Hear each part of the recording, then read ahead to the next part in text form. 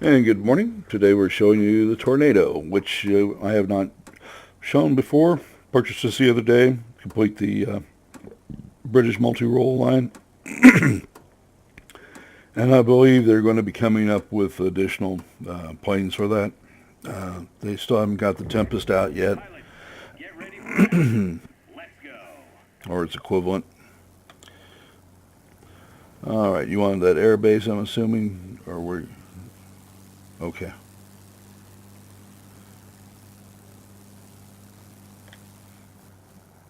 Looked like you were heading that way. Now, the Tornado is an interesting aircraft as a footnote. It was never got very far because the engine intended for it was the Rolls-Royce Vulture line of X-Block 12-cylinder engines, which never really worked very well.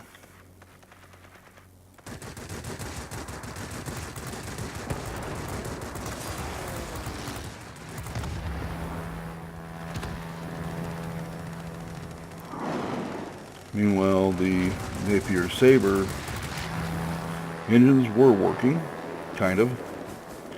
And I say kind of because they never really got what they wanted out of it either until the later marks. And a lot of them started being replaced by the Centaurus engines, radial engines, which were rather spectacular.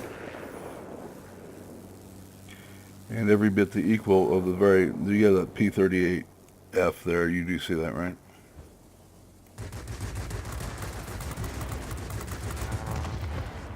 Yeah. No, they don't do that here. They have a more complex icon for those that repair. Yep.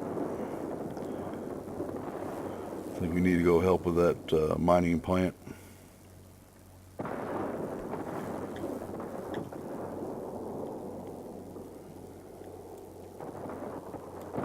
See a guy coming in on us here.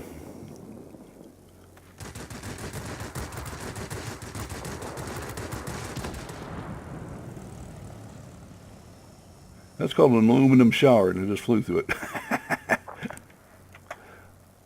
Okay, we have a ground attack aircraft coming in. Looks like he needs to die. Yeah, Ju-87. Well, you talk about painful aircraft to fly. Oh,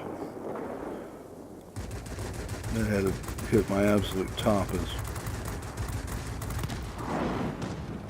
the most miserable ground attack aircraft I've ever flown.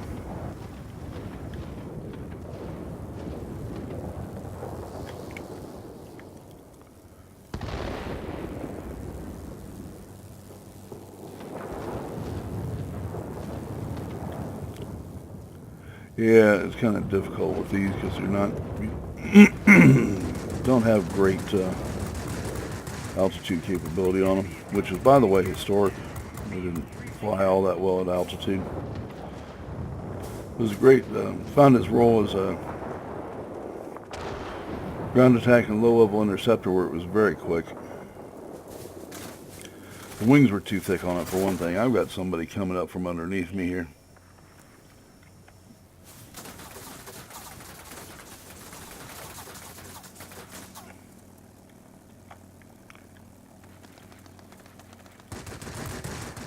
See if I can't return the favor.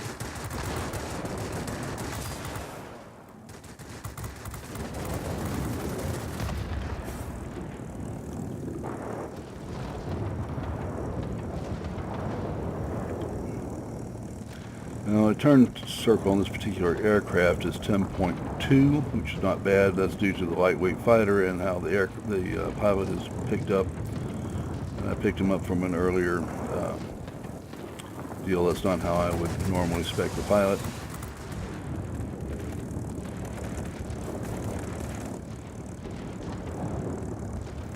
With an aerodynamic build, but that's what we got.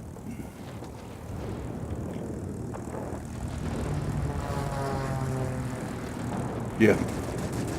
As a high altitude fighter, this makes a good low level interceptor.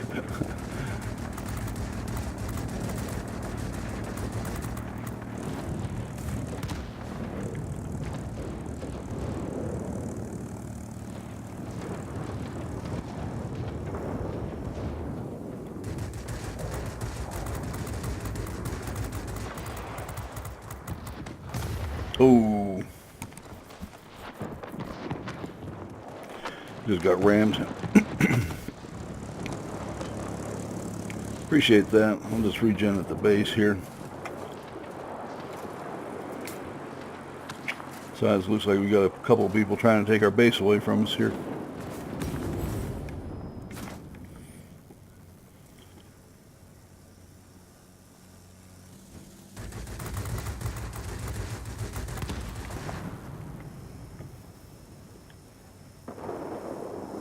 And an F4F at an incredibly high altitude, like you'd see that happen.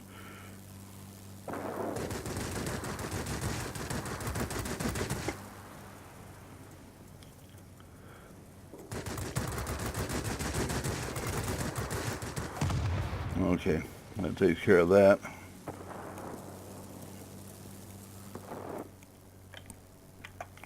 We're going to have to take another base.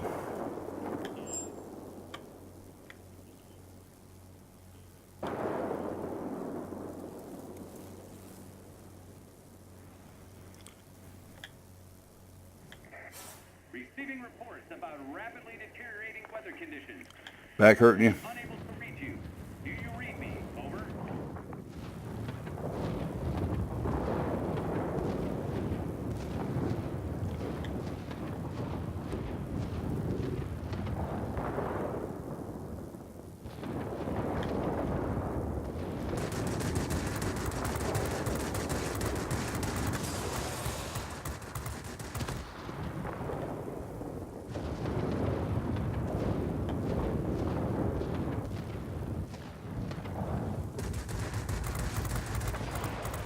Now that, folks, is a beautiful lead. We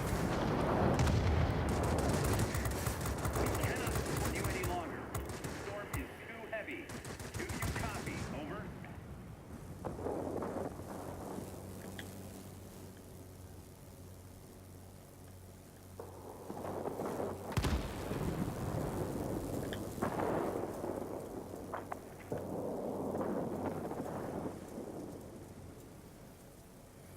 So F4F, who obviously doesn't understand the altitude limitations of his aircraft.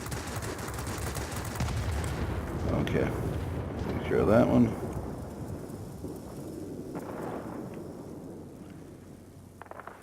MiG-9, MiG-3. Actually, he is where he's supposed to be. We've lost the flag. Try to reclaim it as soon as possible. Victory is in sight. Keep it up.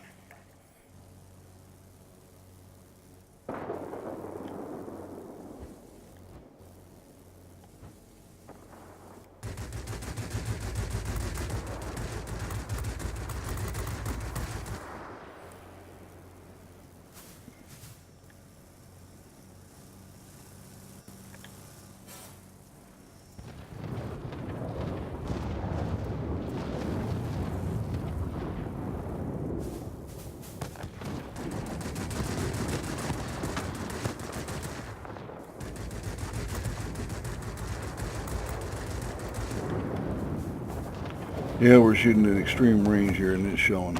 Okay.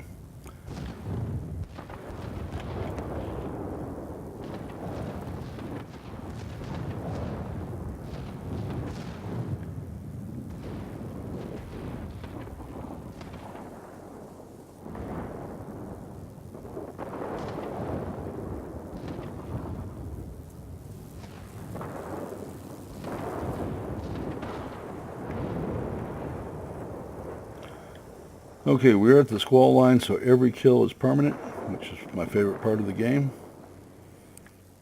Go ahead and extend flaps, slow down a little bit. Speed is not your friend when working against low-level aircraft. That took care of that.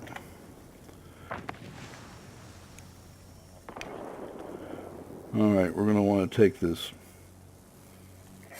base back over. All enemy aircraft are destroyed. Got a heavy fighter around here somewhere. Attention, all aircraft. Fall back and regroup. Well, we did a good showing here. This is video worthy, so I'm not really going to worry about it. The idea is to show off the aircraft, not how much I can win. Never presented the channel that way, and I'm not going to start now. Mm-hmm.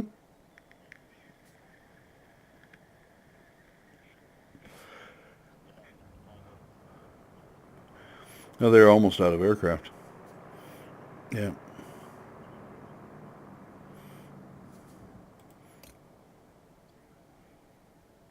Okay, I shot down 9 aircraft and assisted with 9 aircraft, so that's and did pretty good on the for this tier, even to be on the defeated side. We outflew the other side pretty substantially. It's one of those things. All right, but there is your Tornado. This aircraft is pretty much not upgraded yet. We're still working on the first, well, we got the frame upgrade and the weapons mount. Need to work on getting the engine upgrade here and then the Centaurus. And then you can load it with bombs, rockets, whichever you prefer, if you want to.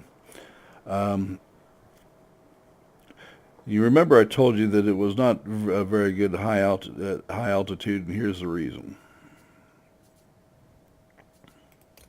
Take a look at the thickness of the wings here. Now that is a great weapons mounting feature, to have a thick wing to work with, and you can bury big 20mm cannons in it and so forth and so on. The problem is it also induces a lot of drag, and it's not very efficient at high altitude. Also, some interesting points on the aircraft, both the Tornado and this Typhoon twin brother, was that the front of it was was called a semi-monocoque frame, which is what you find on most of the modern fighters. It's where the aircraft receives most of the strength from the aircraft from the outer shell itself. The back end, however, was still the Sydney cam frame, and you build a tubular frame and then bolt engine parts to it, and that's the entire aft of the aircraft.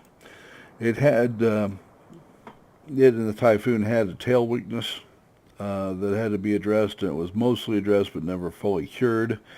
It also had problems with carbon monoxide